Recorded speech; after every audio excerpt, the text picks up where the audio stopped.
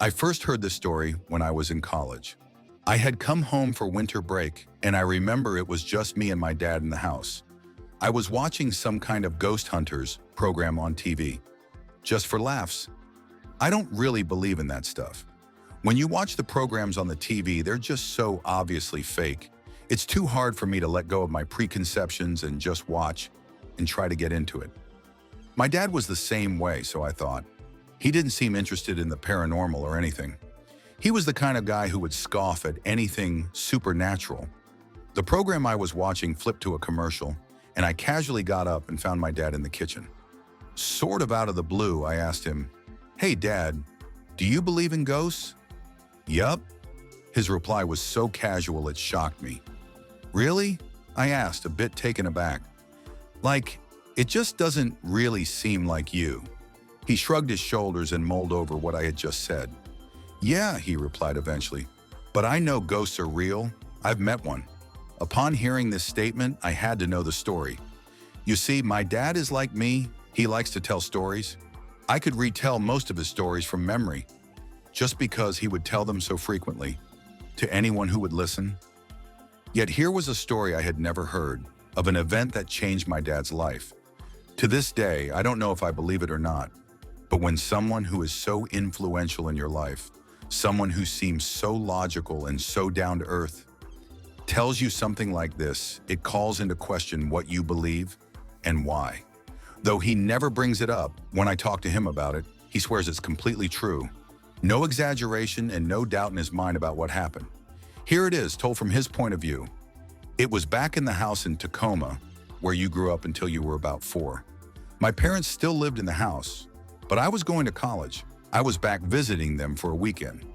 I was just over at Tacoma Community College, so it wasn't far away. I came back often to visit and get a home-cooked meal. I remember that I was sitting down for dinner with my parents, just the 3 of us. It was in the late spring, early summer season, so it hadn't really gotten dark yet. We were talking like normal when the phone rang in the kitchen. My mom got up and answered the phone, leaving my dad and me in the room together alone. After a short while, she called my dad into the kitchen as well. "Leo, can you come in here for a moment?" I remember she seemed worried. Her voice was shaking a bit. My dad wiped his face, got up, and joined my mom in the kitchen. They weren't in there for long, but they were talking quietly and it felt strange. After a few moments, they came out of the kitchen. They had their coats on now. "Something's come up and we have to go out for a bit," my mom said. "There's dessert in the fridge. Help yourself." "Don't worry about the dishes. I'll wash them when we get back." My dad said nothing, but I could tell from his face that it was serious. My mom looked genuinely worried. They were out the door in a flash, and I was left to finish my dinner at the table. I cleared the table and washed my plate, despite my mom's instructions. Then I went into the main room to read. I sat down on the sofa and opened one of my school books and began to relax. Hours went by, and my parents still hadn't come back. It was now around 11 o'clock, and I was just about to get ready for bed. I walked up the stairs, making my way to the bathroom, when I heard a strange noise. I paused and listened for a while. It was the ceiling. The ceiling was making a slow, drawn-out, whining noise. The wood was creaking gently.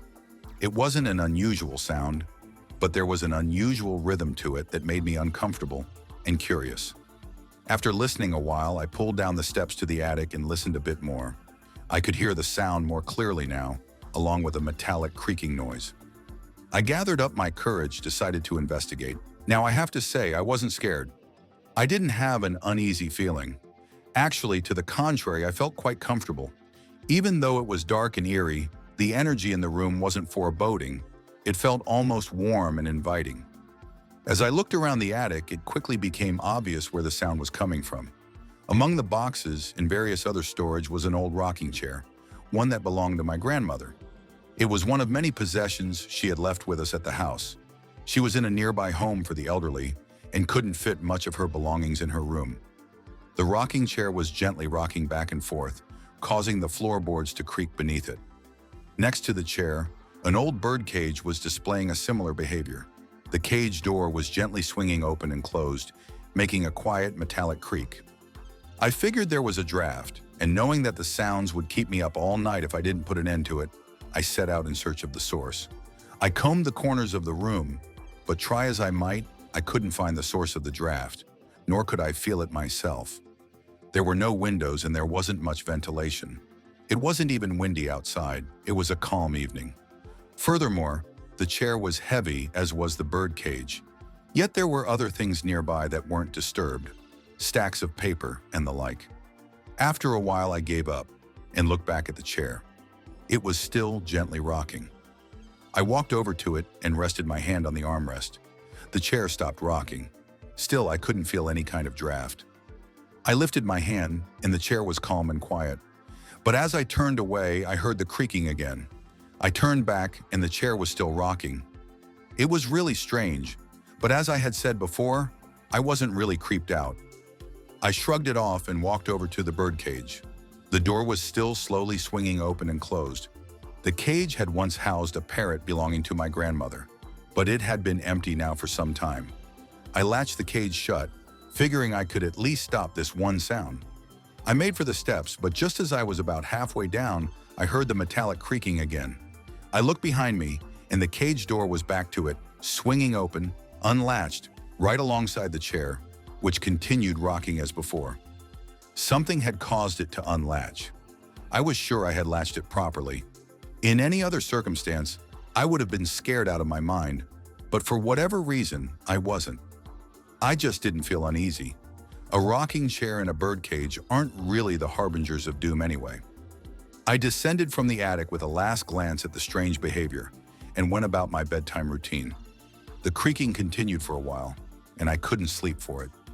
I went back downstairs to where I couldn't hear the noise and continued reading. It was a little after midnight when I heard my parents pull into the driveway. They came in and found me reading, and they sat down with me. My mom was crying. They explained to me that they had spent the evening at the hospital where my grandmother had just passed away. That's the story as my dad tells it.